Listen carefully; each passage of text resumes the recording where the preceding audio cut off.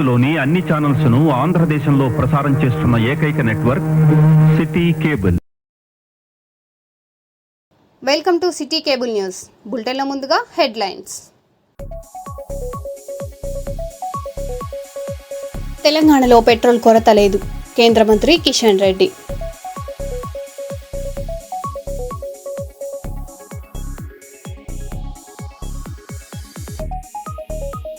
Police శాఖలో ఒక శకం ముగింపు. అసిస్టెంట్ కమాండెంట్ పి రవికిరణ్ పదవి విరమణ.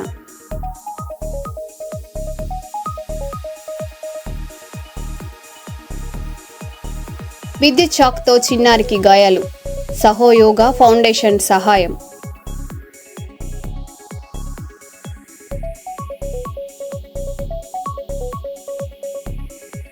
తాగడానికి మంచినీళ్లు ఇవ్వండి మహాప్రభో. సూర్యాపేట జిల్లాలో తాగునీటి కొరతతో రోడ్డెక్కిన ప్రజలు.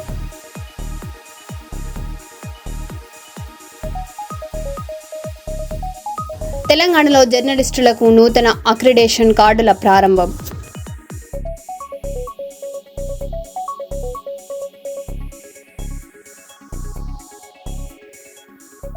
ఇక వివరాల్లోకి వెళ్తే, హనుమకొండలో 10వ తరగతి ఫలితాల్లో మెరుగైన ప్రతిభ కనబరిచిన గురుకుల విద్యార్థులను కలెక్టర్ చాహద్ బాజ్పై అభినందించారు.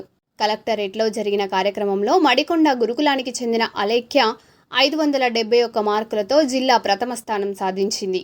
విద్యార్థులు ఉన్నత లక్ష్యాలతో ముందుకు సాగాలని కలెక్టర్ సూచించారు. కార్యక్రమంలో అధికారులు, ఉపాధ్యాయులు పాల్గొన్నారు.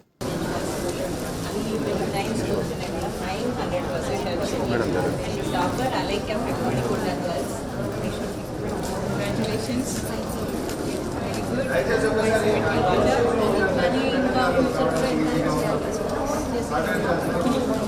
The next highest is Ravani 570. 563. Yes, madam.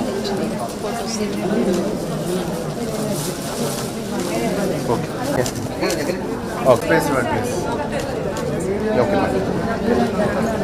మీరు అడ్డు రాకండి, కొంచెం వెనక్కి జరగండి, అటు వెనక్కి జరగండి. ఓకే అయిపోయింది.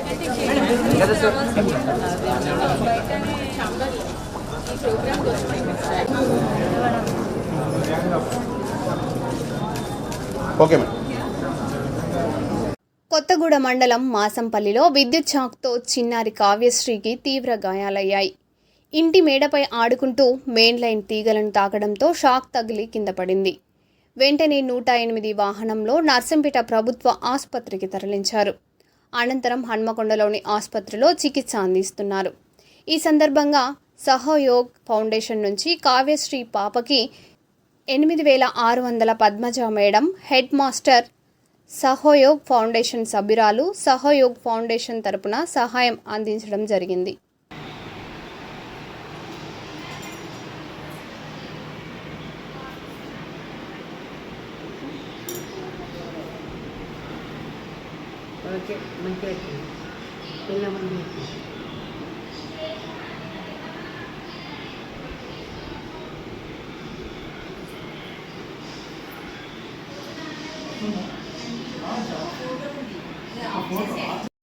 హన్మకొండ జిల్లా కలెక్టరేట్ ప్రాంగణంలో వేసవిని దృష్టిలో ఉంచుకొని చలివేంద్రాన్ని ఏర్పాటు చేశారు.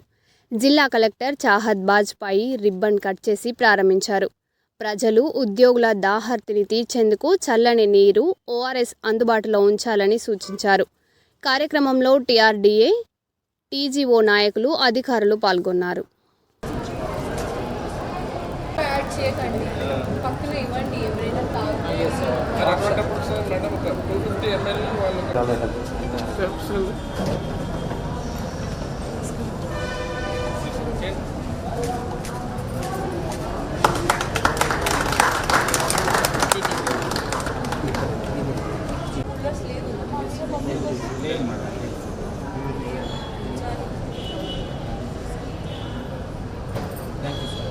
పెద్దపల్లి జిల్లాలో సిఐటియు పోరాటంతో సింగరేణి సంస్థకు బకాయిలు చెల్లింపులో కదలిక వచ్చినట్లు రాష్ట్ర ప్రధాన కార్యదర్శి తుమ్మల రాజారెడ్డి తెలిపారు.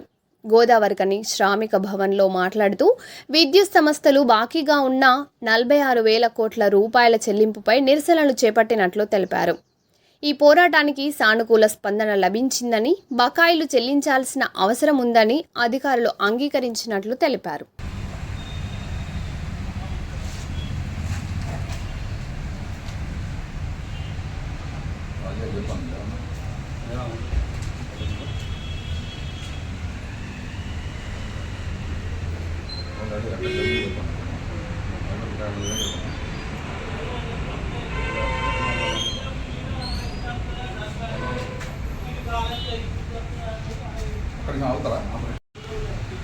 ఇరవై 28వ తారీఖు నాడు జెన్కో ట్రాన్స్కో సంస్థల ముందు CITU Singareni calls employees union పెద్ద మొత్తంలో ధర్నా చేపట్టింది. సింగరేణి ప్రాంతం నుంచి దాదాపు 200 మంది కార్మికులు కార్యకర్తలు తరలి హైదరాబాద్ రావడం జరిగింది. ధర్నా పూర్తిగా విజయవంతమైంది. 3 CMDలు కలిసిండ్రు. జెన్కో CMD, ట్రాన్స్కో, అట్లాగే సింగరేణి చైర్మన్ మెయిన్ డైరెక్టర్ కూడా సింగరేణి నాయకత్వంపై కలిసింది.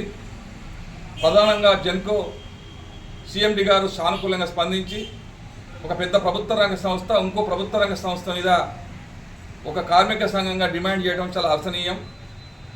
మీ సంస్థ బతుకుంటేనే మేము బతుకుంటాం, ఖచ్చితంగా మీ సంస్థకు రావాల్సిన డబ్బులు ఈ కాంచెల్లి కొంత చెల్లించడం కోసం ఈరోజే బోర్డులో నిర్ణయం తీసుకుంటాం, ప్రభుత్వం మాట్లాడతామని హామీ ఇచ్చాడు.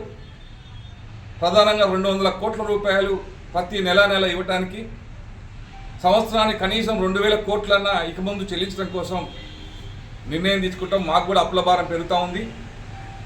మాకు కూడా నీటిపారుదల శాఖ నుంచి 33,000 కోట్లు రావాలి. అందులో ఎంత వస్తే అంత సింగరేణికి కేటాయిస్తాం. మేము కూడా ప్రభుత్వంతో అట్లాగే మా బోర్డులో కూడా నిర్ణయం తీసుకుని చెప్పి హామీ ఇచ్చారు. ఇది సానుకూలమైన వాతావరణం. ఆయన ఒరిజినల్గా వాస్తవాలు మాట్లాడినట్టు నాకు అనిపించింది. ఆ తర్వాత చైర్మన్ మెయిన్ డైరెక్టర్ సింగరేణి కూడా కలిసాం. ఆయన కూడా ప్రభుత్వం మీద ఒత్తిడి తీసుకోవడం కోసం చర్యలు తీసుకుంటున్నాం. వాస్తవంగా మీరు చెప్పినట్టు సింగరేణి నడిచే పరిస్థితి లేదు. కార్మికులు సర్ప్లస్ అవుతున్నారు. కొత్త మిషన్లు కానీ కొత్త పరికరాలు కానీ కార్మిక సంక్షేమం చూడటానికి కూడా డబ్బులు లేవు. కాబట్టి మేము కూడా ప్రభుత్వం మీద ఒత్తిడి తీసుకోవడం కోసం అన్ని సన్నాహాలు చేస్తున్నామని చెప్పి చైర్మన్ కూడా చెప్పడం జరిగింది. ఏమైనా ఒక సింగరేణి కాల్స్ ఎంప్లాయీ CITU తీసుకున్న ఉద్యమం ఫలితంగా కార్మిక సంఘాలు, కార్మికులు, ప్రభుత్వం, పొలిటికల్స్ అందరూ కూడా సానుకూలంగా స్పందించినట్టు అనిపించింది. నిజమే సింగరేణికి ఇంత పరిస్థితి ఉందా అని ఆలోచించడానికి ఇది ఉపయోగపడింది. ఖచ్చితంగా సింగరేణికి ఈ పోరాటం ద్వారా లాభం అవుతుందని మేము ఆశిస్తా ఉన్నాం. అంతేకాదు సింగరేణి చైర్మన్ మెయిన్ డైరెక్టర్ కలిసినప్పుడు, సార్ మీరు కొత్తగా వచ్చిండ్రు, సింగరేణి బాగుపడాలంటే కార్మికులను డిస్మిస్ చేస్తానో మెడికల్ బోర్డు ఆఫ్ చేస్తానో సింగరేణికి లాభాలు రావు. సింగరేణి కార్మికుల చిరకాల కోరిక సొంతింటి కార్యక్రమం ఉంది. దాన్ని మీరు పక్కదారి పట్టించి కొత్త కోటలు కడతానంటున్నారు. కొత్త కోటలు కడితే కంపెనీకి నష్టం తప్ప లాభం లేదు. మీరే 2 సంవత్సరాలు 3 సంవత్సరాలు మనుగూరు, కొత్తగూడెం లాంటి ఆర్జీవం లాంటి సంస్థలు బంద్ అవుతాయి బాయిలు అని అంటున్నప్పుడు 8 కోటలు ఎందుకు కడుతున్నారు? మాకు ఆ ఇండ్లనే మాకు పట్టా చేయండి, మేమే లోన్ తీసుకొని మేము మా EMIలు చెల్లిస్తాం, మా HRE మాకు చెల్లించండి సార్ అంటే, ఆయన మిగతా పక్కన ఉన్న 2 డైరెక్ట్ తోటి మాట్లాడి నిజమేనా అంటే ఇది నిజమే సార్ అన్నారు. అట్లాగే పెరిగిపోయిన ఇన్కమ్ ట్యాక్స్ కేవలం 92 కోట్లు సార్, ప్రభుత్వానికి 1000 కోట్లు ఇస్తున్నారు. ఎమ్మెల్యేలు, మంత్రులు, కలెక్టర్లు, పోలీసులు అడిగితే 100 కోట్లు ఇస్తున్నారు. సింగరేణి కాంగ్రెస్ సంస్థలకు 92 కోట్లు ఇవ్వడానికి ఏమి ఇబ్బంది సార్, ఆఫీసులు కూడా తీసుకుంటాను కదా అని చెప్పినాం. దానికి ఆయన సానుకూలంగా దీని గురించి మేము ఈసారి మీటింగ్లో మాట్లాడతాం, నాకు వాస్తవంగా తెలియదు ఇవన్నీ, మరొకసారి మీ నాయకత్వంతో మాట్లాడతా అంటే మేము కూడా సింగరేణి కార్మికుల సంతృప్తి కార్యక్రమం సంబంధించిన డాక్యుమెంట్ ఇస్తామని చైర్మన్ మెయిన్ డైరెక్టర్ తెలియపరిచినాం. అట్లాగే మెడికల్ బోర్డు సంబంధించి మెడికల్ బోర్డు ఎందుకు ఆఫ్ చేసింది సార్, వాళ్ళు కాళ్ళు చేతులు లేని వాళ్ళు అండగొండి తిత్తే పని చేయలేరు, మీరేమో 150 మస్తకం తక్కువ ఉంటే డిస్మిస్ చేస్తారంటున్నారు. మరి ఇది సర్ఫేస్ నౌకరీ కాదు కదా, ప్రైవేట్ ఇండస్ట్రీలో ఉన్నట్టు మీద పోయి పనిచేసుకునే సిస్టమ్ కాదు కదా. అండర్గ్రౌండ్ పోయి 5-6 కిలోమీటర్లు పోవాల్సిన కార్మికులు గతలో చాలా జబ్బులు పడి యాక్సిడెంట్లు అయ్యి కాల్తీలు కూడా ఉంటున్న వాళ్ళు ఉన్నారు. వీళ్ళు ఖచ్చితంగా మెడికల్ ఎంపీలు చేసి వాళ్ళ పిల్లలకు ఉద్యోగం ఇచ్చడానికి కోసం మీరు ఆలోచించాలని చెప్పినాం. అట్లాగే బినామీ పేర్లు చిన్న కారణాలు చిన్న చిన్న కారణాలు ఏమి లేకుండానే స్ట్రెంత్ ఫెయిల్ అయిన పేరుతోటి వందల మందిని ఆపేసిండ్రు. అట్లాగే 1150 మంది మీద మస్తరు తక్కువనే డిస్మిస్ కార్యక్రమాలు స్టార్ట్ చేస్తున్నారు. మీరు ఇట్లాంటి సంక్షోభం పుట్టించి ఐఆర్ ప్రాబ్లమ్స్ అంటే ఇండస్ట్రియల్ రిలేషన్ అధికారులకు కంపెనీకి కార్మిక సంఘాల మధ్య దెబ్బతింటే ఇండస్ట్రీలో అశాంతి కొనసాగుతుందని చెప్పినాం. దాని గురించి సానుకూలంగా అన్ని కార్మిక సంఘాలు పిలిచి మాట్లాడండి. కంపెనీ అభివృద్ధిలో మేము దోహదపడతాం. కార్మిక చిన్న సమస్యలు పరిష్కరించాలని చెప్పినాం. దానికి మరొకసారి ఆయన అన్ని కార్మిక సంఘాలతో మాట్లాడుతానని హామీ ఇచ్చిండు. ఇదే సందర్భంలో ఐఎన్టీసీ నాయకులు అక్కడే కలిసిండ్రు. ఖచ్చితంగా మనం సింగరేణి సమస్యల మీద ప్రభుత్వం రాసిన డబ్బుల మీద జేఏసీగా ఏర్పడదాం. 6వ తారీఖు నాడు గోదావరికని లేదా ఎక్కడైనా కూర్చుందాం. కలిసొచ్చి అన్ని కార్మిక సంఘాలతో మాట్లాడదామని ఐఎన్టీసీ, సిఐటియు, హెచ్ఎంఎస్, బిఎంఎస్ కార్మిక సంఘాలు ఫోన్లో మాట్లాడుకోవడం జరిగింది. దాన్ని ఏఐటీసీని కూడా ఆహ్వానించినాం. వాళ్ళు కొంత సమయం కావాలని అడిగినారు. వాళ్ళకు కూడా 6వ తారీఖు వరకు మేము కూర్చుండే లోపు వాళ్ళు నిర్ణయం తీసుకుంటే మంచిది. సింగరేణిలో ఏ ఒక్క కార్మిక సంఘం ఫైటింగ్ చేసి సమ్మలు చేసే పరిస్థితి లేదు. కాబట్టి అందరం కలిసి ఒకసారి మూకుమ్మడిగా ప్రభుత్వం దగ్గర డబ్బుల విషయంలో కానీ లేదా కార్మికుల అప్పులు పెండింగ్లో ఉన్న సమస్యల పట్ల కానీ మనం ఒక పోరాట కార్యక్రమం తీసుకుంటే ఆ కొత్తగా వచ్చే మైండ్స్ సింగరేణికి వచ్చేటట్టు, సింగరేణి కార్మికులతోటి సింగరేణి కంపెనీ ఉత్పత్తి తీసేటట్టు చేస్తే కొత్త ఎంప్లాయ్మెంట్ వస్తుంది. అందుకని ఇవన్నీ కూడా సానుకూలంగా స్పందించాలంటే ఐక్య ఉద్యమాలే శరణ్యం. అందుకే ఐక్య ఉద్యమాలకు శ్రీకారం చుట్టి మే నెలలో ఖచ్చితంగా నిర్ణయం తీసుకొని కంపెనీకి ప్రభుత్వానికి ఆల్టర్నేటివ్ ఇచ్చేసి కంపెనీ కార్మికులందరికీ కూడా ఒక ఆశ కల్పించి మన హక్కులు నిలబెట్టుకోవడం కోసం ప్రయత్నం అన్ని కార్మిక సంఘాలు తీసుకుంటాయని, మా పోరాటం వల్ల ఇవాళ కొంత సానుకూలత వచ్చింది. మేమేం మా ఒక్కరి ఘన విజయమని చెప్పుకోవట్లేదు. ఇది అందరి ఘన విజయంగా కార్మికులు అందరూ సహకరించడం వల్లనే గేట్ మీటింగ్లో చైతన్యం చేయడం ద్వారానే అధికారులు, పోలీసులు, ప్రభుత్వం కూడా ఒక రకంగా దీన్ని పాజిటివ్గా తీసుకోవడం వల్లనే ఇది చర్చకు దారితీసింది. రాబోయే కాలంలో ఇట్లాంటి ఉద్యమాలు చేయాలని చెప్పి అన్ని కార్మిక సంఘాలకి సిఐటిగా విజ్ఞప్తి చేస్తా ఉంది. పెద్దపల్లి జిల్లాలో ఏఐటియుసి ముఖ్య కార్యకర్తల సమావేశం జరిగింది. కేంద్రం ప్రవేశపెట్టిన 4 లేబర్ కోడ్లను వ్యతిరేకిస్తూ ఉద్యమాలు కొనసాగిస్తామని రాష్ట్ర అధ్యక్షుడు ఎండి యూసఫ్ తెలిపారు. తెలంగాణలో ఈ కోడ్లు అమలు చేయకుండా ప్రభుత్వం చర్యలు తీసుకోవాలని డిమాండ్ చేశారు. ఈ సమావేశంలో సింగరేణి కార్మిక సంఘం నాయకులు, పలువురు కార్మిక నేతలు పాల్గొన్నారు. ఇప్పుడేదో నేను తెచ్చినటువంటి కోట్లతోటి ఏదో అద్భుతం జరుగుతా ఉంది, నేను స్వర్గం చూపిస్తా అనేటటువంటి మాటలు మాట్లాడితే కేవలం మభ్యపెట్టడమే అనేటటువంటిది మనం అర్థం చేసుకోవాల్సినటువంటి అవసరం ఉంది. కాబట్టి ఈ మోడీ తెస్తున్నటువంటి కోట్లతోటి ఎవరికి ఏం లాభం లేదు. గతంలో ఉన్నాయి మేం చేశామని చెప్పి చెప్పుకుంటున్నారు. కానీ వీళ్ళు చేసింది ఏంటంటే ఫిక్స్డ్ టర్మ్ ఎంప్లాయ్మెంట్ ఒకటి, రెండోది ఆడవాళ్ళకి రాత్రి డ్యూటీ. అంటే చాలా గొప్పగా చెప్పుకుంటున్నారు, మేము ఆడవాళ్ళకి రాత్రి డ్యూటీ చేసే అవకాశం ఇచ్చినాము. అంటే ఎక్కడ ఇచ్చాయా మీదంటే ప్రమాదకరమైన పరిశ్రమల్లో కూడా పనిచేయచ్చు. మొగాళ్ళ కంటే ఆడవాళ్ళే తక్కువగా అది వాళ్ళ అందరూ చేయడానికి సిద్ధంగా ఉన్నారు. ప్రమాదకరమైన పరిశ్రమల్లో కూడా చేయొచ్చు అని చెప్పి అంటున్నారు. నేను ఒక చిన్న ఎగ్జాంపుల్ చెప్తాను. పెస్టిసైడ్ కంపెనీలు అంటే మన పొలాల్లో మందులు వేసే కంపెనీలు, ఆ మందులు తయారు చేసే కంపెనీల్లో మహిళలు పనిచేస్తే వాళ్ళ గర్భసంచులు మొత్తం చండాలంగా తయారవుతాయి, ఖరాబ్ అవుతాయి, పిల్లలు పుట్టే పరిస్థితి ఉండదు, వాళ్ళ ప్రాణాపాయ స్థితి కూడా ఉంటుంది. కాబట్టి అట్లాంటి కంపెనీల్లో పనిచేయించుకోకూడదు. పనిచేస్తే యజమానికి 6 నెలలు జైలు శిక్ష, ₹1,00,000 దాకా జరిమానా అని గతంలో చట్టాల్లో ఉన్నది. మళ్ళీ ఇప్పుడు వీళ్ళు వచ్చేసి మేమేదో బ్రహ్మాండంగా వాళ్ళకి అవకాశం ఇస్తున్నామని చెప్పి ఆడవాళ్ళకి రాత్రిపూట డ్యూటీలు చేయించడం అనేటటువంటిది చాలా అన్యాయమైనటువంటి పరిస్థితి. ఇలాంటి ఇంకా అనేక అంశాలు ఉన్నాయి. కాబట్టి ఈ మేడే, రేపు జరగబోయేటటువంటి మేడే నాడు కోట్లను రద్దు చేయాలి.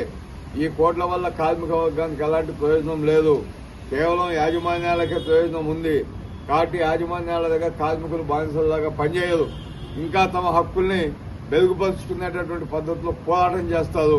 ఇదే మా పోరాట దినంగా, పోరాట నినాదంగా, పోరాట దీక్షగా ఈ మేడేని ఈ దేశంలో ఉన్నటువంటి, రాష్ట్రంలో ఉన్నటువంటి కార్మిక వర్గం ఈ స్లోగన్ తోటే కోర్సు రద్దు చేయాలి, రద్దు చేసినటువంటి 29 కార్మిక చట్టాలను పునరుద్ధరించాలి అని చెప్పి ఈ పద్ధతిలోనే ఈ మేడే ఉత్సవాల్ని నిర్వహించుకోవాలని చెప్పి మన కార్మిక వర్గానికి ఏఐటీసీ రాష్ట్ర కమిటీ తరఫు నుంచి పిలుపునిస్తూ సెలవు.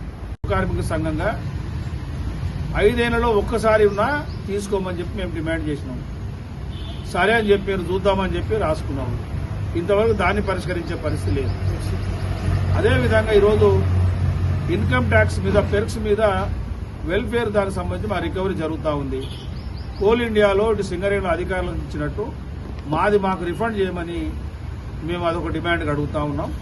అదేవిధంగా సొంత ఇంటి పథకానికి సంబంధించి 2009లో ఏఐటీసీతోని సత్తుపల్లి, శ్రీరాంపూర్, భూపాలపల్లిలో అగ్రిమెంట్ చేసుకున్న సందర్భాన్ని చూసినాం. ఆ పద్ధతి లాగైనా లేకపోతే మీరు కూర్చుంటే ఏదో ఒక పద్ధతి ముందుకు వస్తుంది, దాన్ని అమలు చేయమని చెప్పినాం.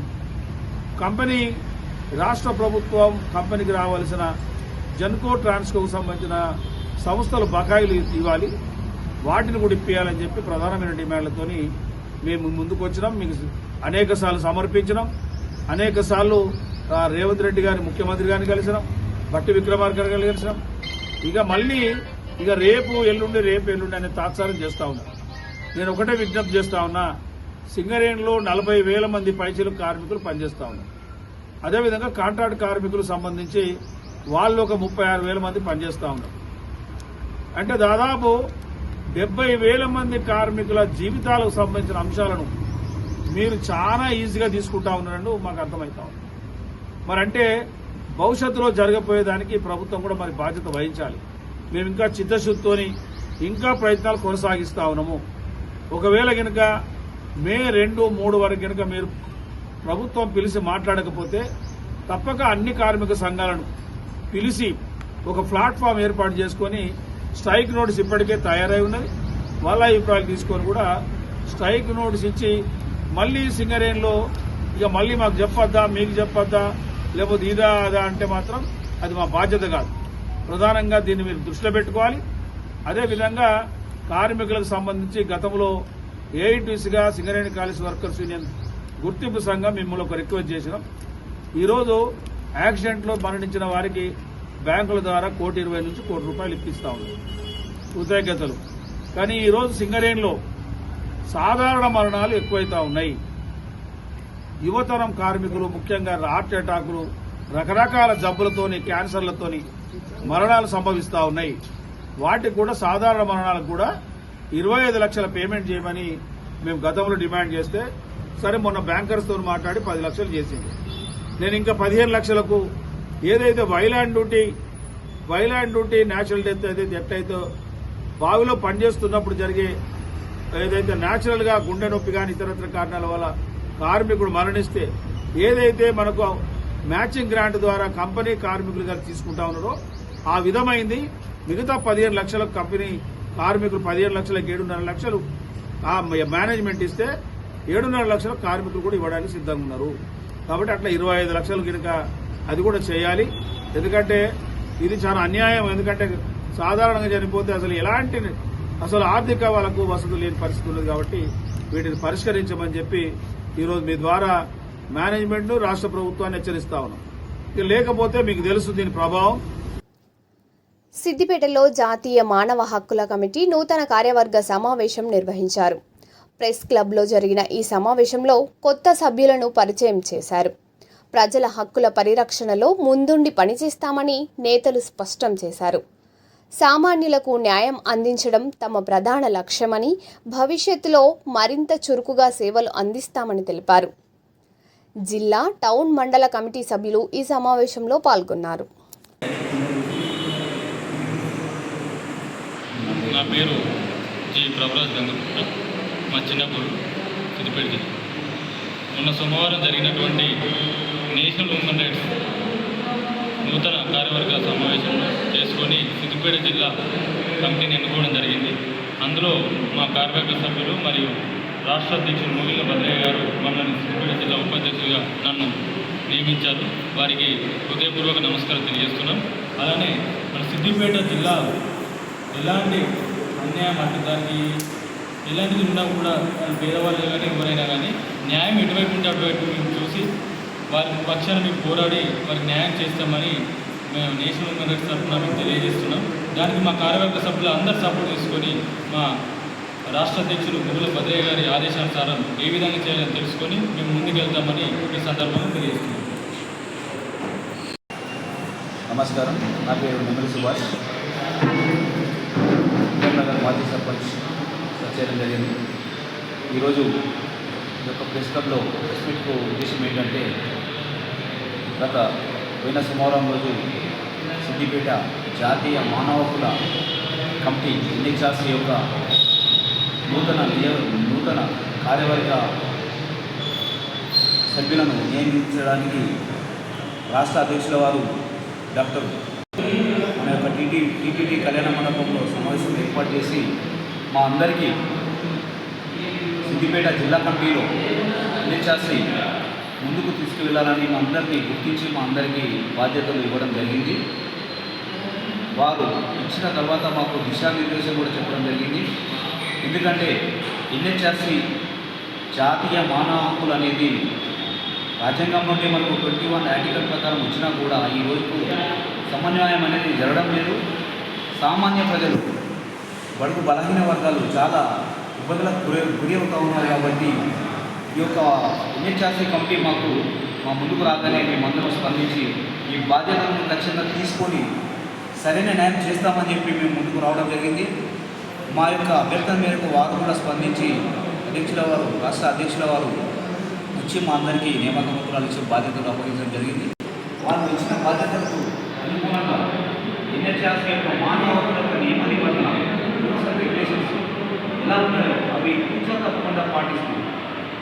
మన సిద్దిపేట జిల్లాలో ప్రతి సామాన్యుడికి, ప్రతి నిరుపేదకు, ప్రతి బడుగు బలహీన వర్గంకు ఏ సమస్య వచ్చినా, ఎలాంటి ఇబ్బందులు వచ్చినా కూడా మేము ఏ పార్టీలో కూడా యుద్ధం కాదు, ఏ యొక్క కులాలకు యుద్ధం కాదు, ఎవ్వరికి కూడా మేము యుద్ధం కాదు. జస్ట్ మేము చేసే వర్క్ మానవుల కోసం, మానవ హక్కుల కోసమే.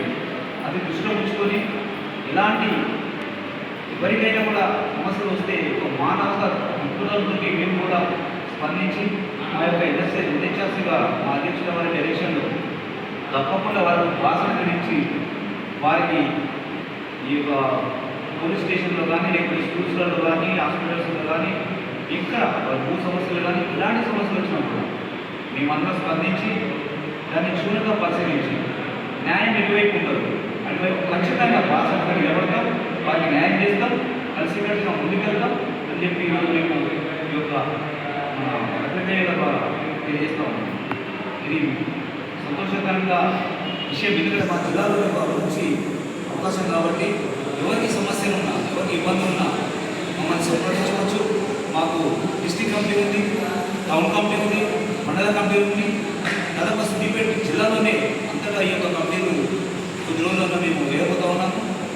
అందరూ వారి మండలాల్లో కానీ, మండలంలో ఉన్నవారి మండలాల్లో కానీ, టౌన్లో ఉన్నవారు టౌన్ అధ్యక్షుల వారిని కానీ, జిల్లా అధ్యక్షులను సంప్రదించవచ్చు.